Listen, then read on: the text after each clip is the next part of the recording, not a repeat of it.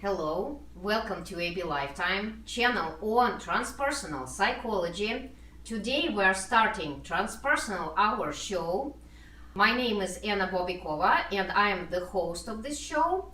And my guest today is Matthew Brewer. Hi, Matthew. Hi, thank you so much for having me here. Wonderful, I'm very happy that you are here. And our topic today is bipolar and sexuality. For sure. So, I'm a clinician that's open about my own diagnosis of manic depression type 1, and I am also a gay man living in San Francisco, and I'm so happy to be here and talk about my life and work. Okay, great. Thank you so much. And I feel your energy. Yeah. It's wonderful. Okay, so just to start with, would you please say about the signs and symptoms of bipolar disorder?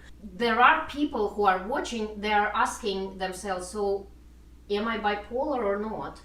Right, yeah. So statistically, episodes of depression are much more common among the general population. I think some numbers around 40 to 60% of people have at least one depressive episode in their life. Bipolar, on the other hand, is a little bit more specific. So across the mood spectrum, it'll also include at least one episode of hypomania or potentially more of a full-blown manic episode. And I think that's around 1 to maybe 2 or 3% of the population. And this is a lot more than just your everyday kind of feeling blue or feeling really upbeat. You know, across the mood spectrum, the symptoms intensify. So maybe we'll start, at the lower side where from feeling down and blue, you can start to really spiral into a place of mild to moderate, even severe depression. And that's where sometimes you'll see suicidal thinking, and bipolar is and can be a dangerous diagnosis if untreated, because there is that risk of people dying by suicide. So different people throughout their lives have probably gone through an existential crisis at some point or other. Yeah. But this deep, dark place can often feel really hopeless and go on for a longer period of time. And just to kind of talk more about that depression in general, varying levels of losing interest in previously enjoyable hobbies and activities. It can become very lethargic. It can manifest in physical ways. Oftentimes people will say they're feeling hopeless, or there's what's the point of living, and there can be a lot of self-loathing and not feeling worthwhile. All sorts of stuff go into that. So then going back up the spectrum, most people are kind of in that range of neutral, sometimes euthymic, we call it, a little upbeat, feeling good. But hypomania is a level up, where racing thoughts start to occur and pressured speech, and you just can't stop talking, and it's like, and you have all these ideas. And there can be irritability and just harder to get along with.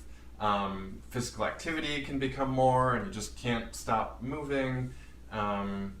Does it affect sleeping also? Oh, for sure, yeah. Sleep is always a good indicator. So there'll be disruptions in the circadian rhythms where decreased need for sleep with mania. Sometimes people don't sleep at all that night. It can go on for a couple days. And then, of course, kind of that flip side, we are probably more familiar with people with depression, just, hard to get out of bed, sleeping for 10 to 12 hours or so. So, yeah, it's definitely a spectrum, and to kind of identify those clusters of symptoms. Could you please tell the reasons of bipolar disorder?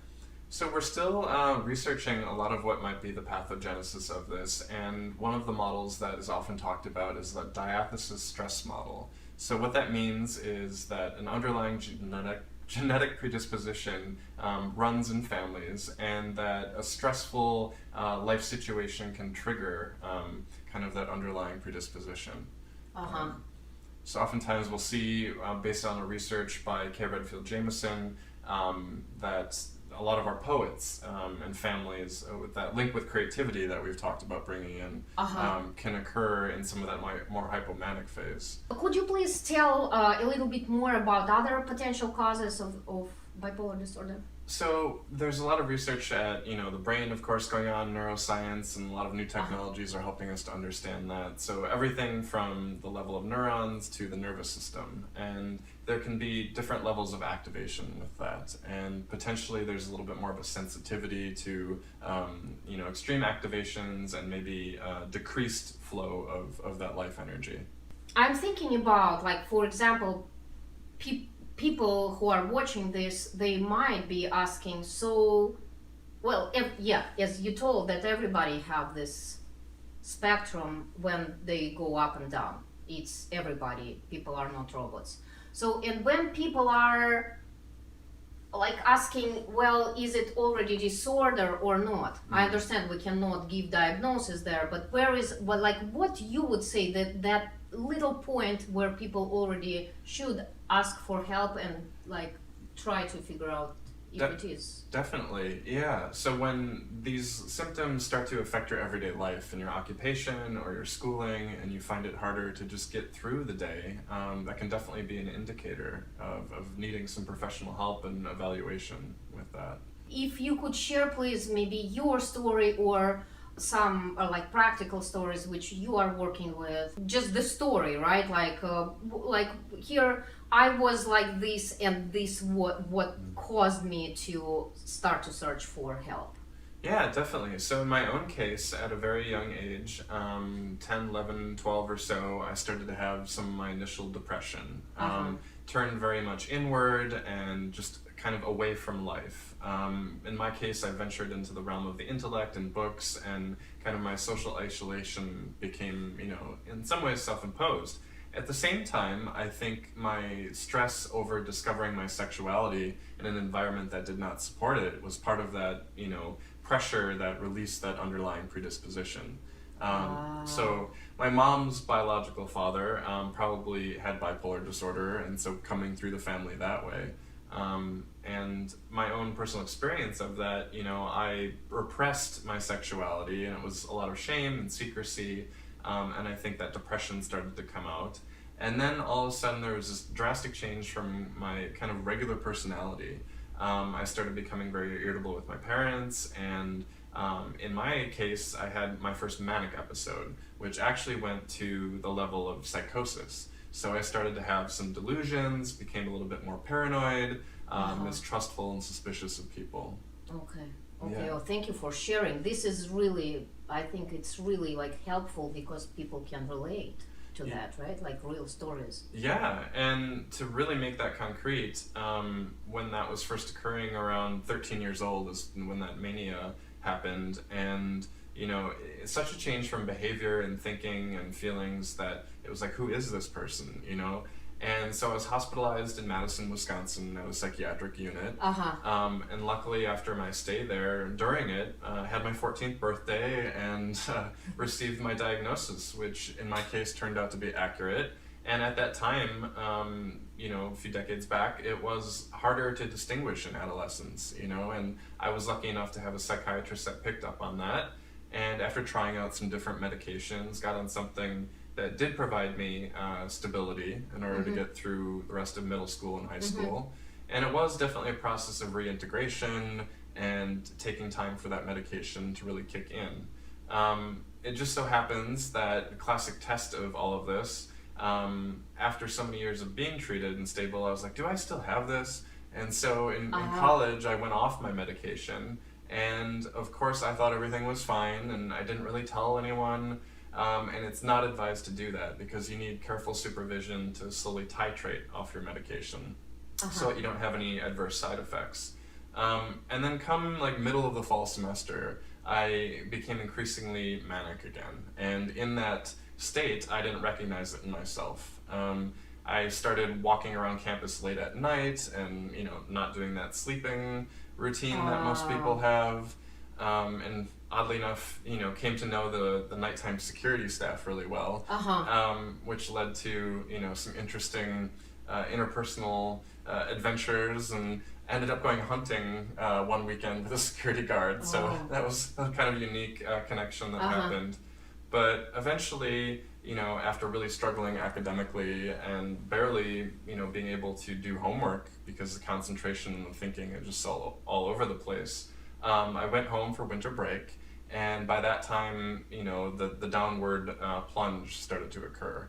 And so, feeling a little emotion about it, I was not able to complete my classes with the rest of, my grade, and had to take a semester off, and finally admitted in kind of a dovetail type of way that this is definitely depression and I don't like this, and I have bipolar, and I'm gay, and like, okay, this is the reality of my life. And so it took, a few months of being on an antidepressant and a mood stabilizer to get back to a level of functioning where I was able to return to school and eventually finish my bachelor's in psychology because I wanted to understand myself. And here I've come along this path to helping other people with bipolar disorder.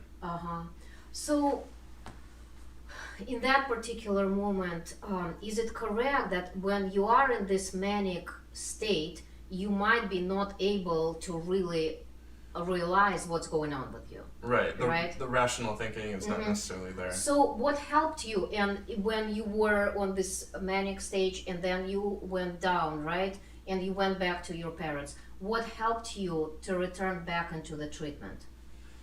Yeah, I mean, there's a certain euphoria sometimes to people with the mania, so it can be enjoyable, and that's not always the case. And depression, much more is not a pleasant experience. Yes. And you can tell from that internal state that this is not my normal self. I'm not feeling, any emotion sometimes even, and that hopelessness, it's just such a dreadful place that's really what propelled me into getting help again.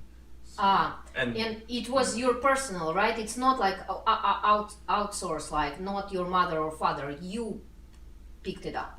Well, when you were in downstage. They were definitely always there, and without them, I don't even know if I'd be alive, frankly, because there were points in my life when I was suicidal, and if it weren't for their love and, even just shelter and patience and listening to me, I couldn't have done it. And so they definitely put in the effort and the work to go to the National Alliance on Mental Illness health groups for family members. Oh, that's great. And so they could clearly see I had this diagnosis. And so they were actually supportive, and this supportive environment just supported you in that you were able to make your own decisions too. Yeah, it was really hard on my parents back, at 13, 14 years old in the hospital. I tried to even, at one point, I gained the right at 14 to check myself out. My parents were prepared to kind of even take me to court if they needed to keep me in treatment. Very excruciating for them. And of course, when I'm in college and an adult, they had to come to this place of, kind of letting go because it was so agonizing for them. I see. And you mentioned that did they both have this diagnosis also, or? Oh no, my parents do not. No. Okay, Yeah. okay. So that was completely new thing for them. They. Right. Yeah. Okay. They didn't know anything about this. Well, looking back, it becomes much more obvious, that it ran in the family. So farther back, another generation. So since you mentioned that you are a gay man and you work with LGBTQI community, and you are not specified only on the LGBTQI community, right? You have all sorts of clients, but you work with this population also. Could you please say if there are, like maybe your personal experience, if you can see in this population that when people are bipolar, that there are some like little specifics how people experience that in LGBTQI community, this disorder. Yeah, I mean, the disorder itself might be pretty kind of textbook, but unfortunately, there's these additional levels of oppression, if you want to call it that, for queer people that adds to the increased rates of mental health concerns. And oftentimes, if the family's not accepting, they don't have that social support. Yeah. And so there's a lot more isolation, and it's much more easier to fall into depression. But one thing that does bring up a point, the overlap between sexuality. In hypomania, there can be increased risk-taking behavior, including sexual acting out or just, increased sexual interactions. And for a queer person, this could really, channel that energy in ways maybe they haven't experienced before. Matthew, could you please share some sort of practical thing of what can be addressed for people, what they can use? Yeah, what I'm really investigating right now is the connection with the light cycles and circadian rhythms. And if you're able to restore that balance of sleep, which is so essential to bipolar disorder, it can really help with stability. So I think a morning routine and an evening routine are super essential. So the morning routine, finding a way to get yourself out of bed, even if you don't want to, which can be really difficult, and starting with some water because we can wake up dehydrated, getting some movement in, even just opening up the windows and letting the light in, and getting outside if you can. It's really in that super depressed state. People talk about even getting in the shower can be really difficult. So I think you have to give yourself patience to achieve small goals and recognize that the everyday simple things become exceedingly difficult. So any small step you can take that moves you towards health can be really helpful. And then I know I'm kind of flipping back and forth here because it is a spectrum of ways to work with the mania. I think one thing that I found really helpful for myself was allowing permission for my thoughts to be racing. Like if you struggle against them, it can be really hard, particularly in that evening routine where even if your mind and sleep is not able to happen, if you're at least able to rest your body by just lying down. Hi there. If you have animals, that's a great emotional support as well. And they will offer you that unconditional love that, sometimes people won't always have patience for you. So we greatly appreciate our canine friends. Okay.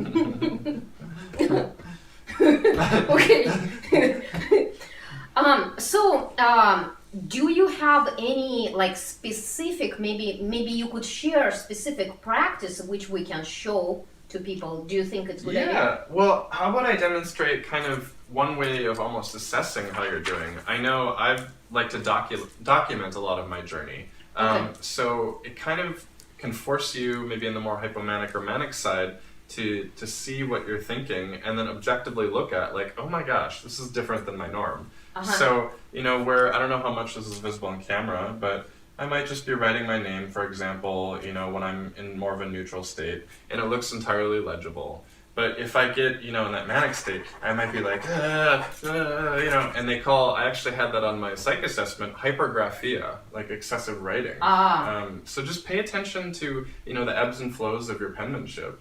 Could be one thing. And also then you're documenting, how you're feeling. And journaling, we know, can be such a way to kind of provide the self a little bit of therapy, to externalize what can often be so trapped inside. Could you please tell about how do you incorporate, since we met in PhD program in integral and transpersonal psychology, how do you incorporate what kind of what is transpersonal in your work with this population with bipolar disorder? How do you incorporate transpersonal? Definitely. So there are different paradigms of mental health throughout the years, and I think we're trying to move to a place of neurodiversity where we see the human condition not as some strict normality, but we're all variations in our biological self and our neurochemistry and all of that, and that there can be benefits to some of this condition, like we mentioned, the creativity with poets. ADHD, in an evolutionary sense, that person might have paid more attention to the environment and of any potential threat coming towards them. So the transpersonal, to really get into that a little bit more, just define it for some people, it's a psychology that's beyond the ego. It can include altered states of consciousness, which these depressive or manic episodes are, definitely. And there's a lot of interesting discussion in the Bay Area, at least that I'm aware of, around spiritual emergency and spiritual emergence. And so the way I like to explain that to people is that that opening to the unconscious, and there's a shift in the activity of the brain. And so things that might not normally be coming into awareness can often kind of flood into awareness. And if the ego is able to incorporate that, it can be kind of a spiritual awakening. But if it becomes overwhelming and just, kind of just like a chaotic storm, then that's definitely where you might need an approach that kind of restores your biochemistry.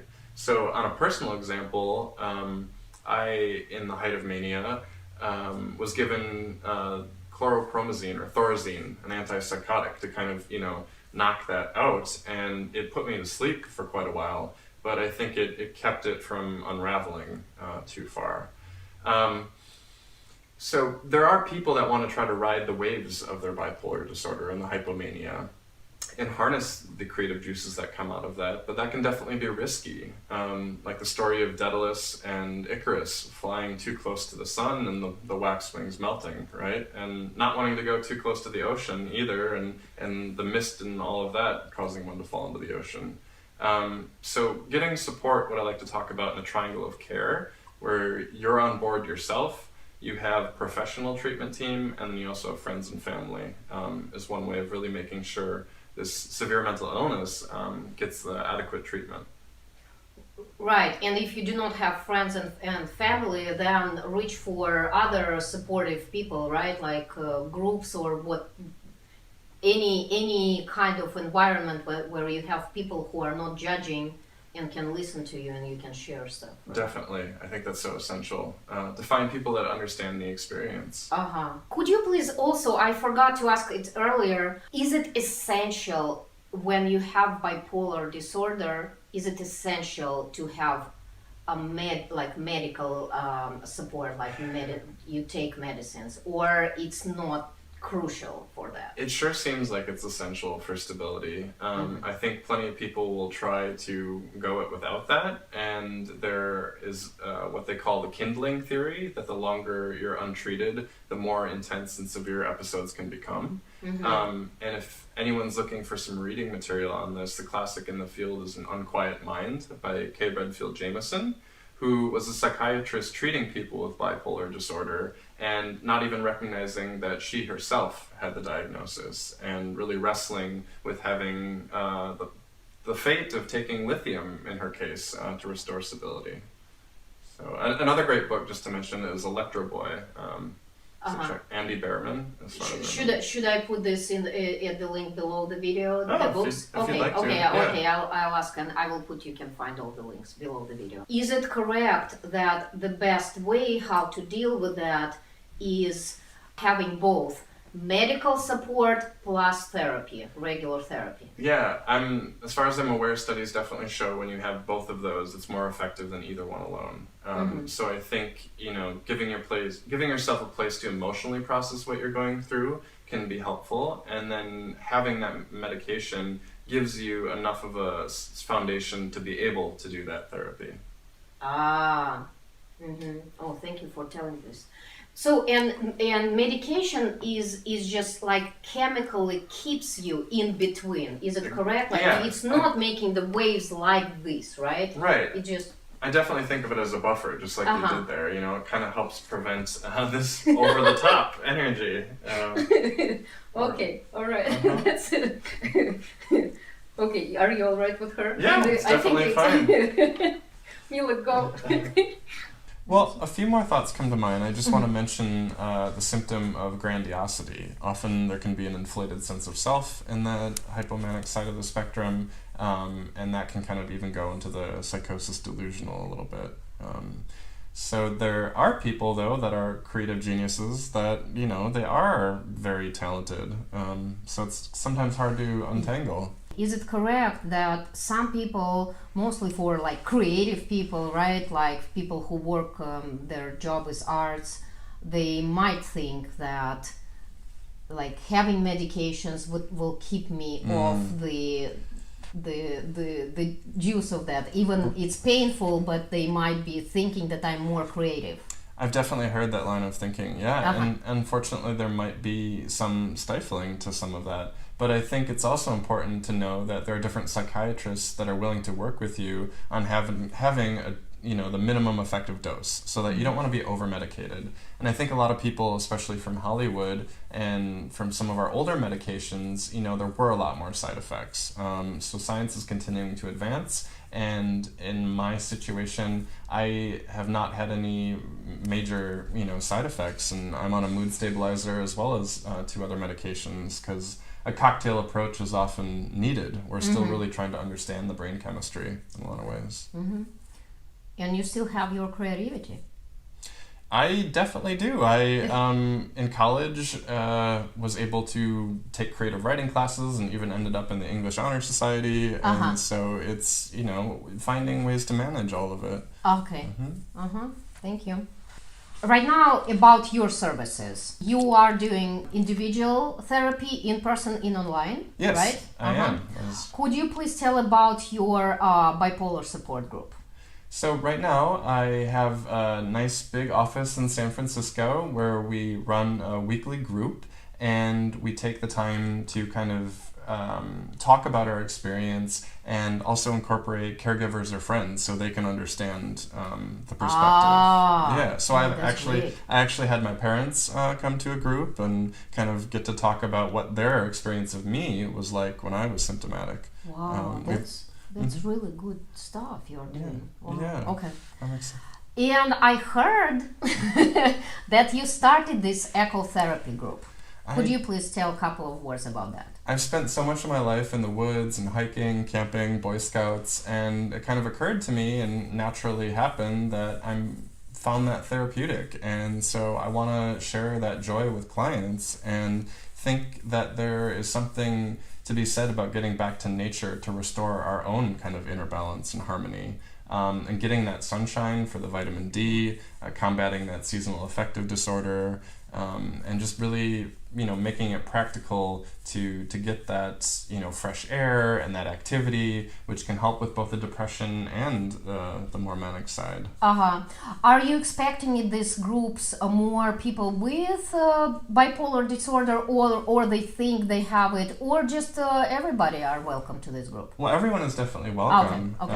And I think having a therapist that goes along on the nature hike with you can help kind of give people with depression that extra support to get out the door. Even leaving home can be hard.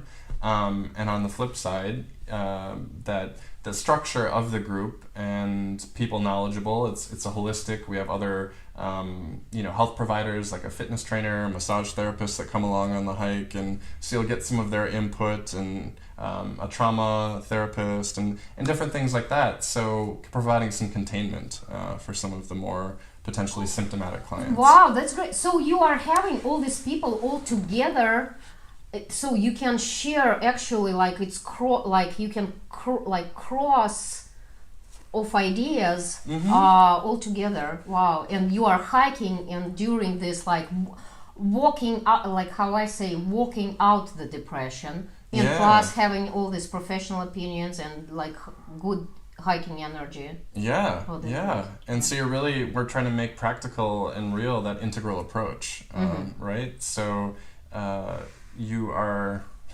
stumbling here for a second. What am I trying to say?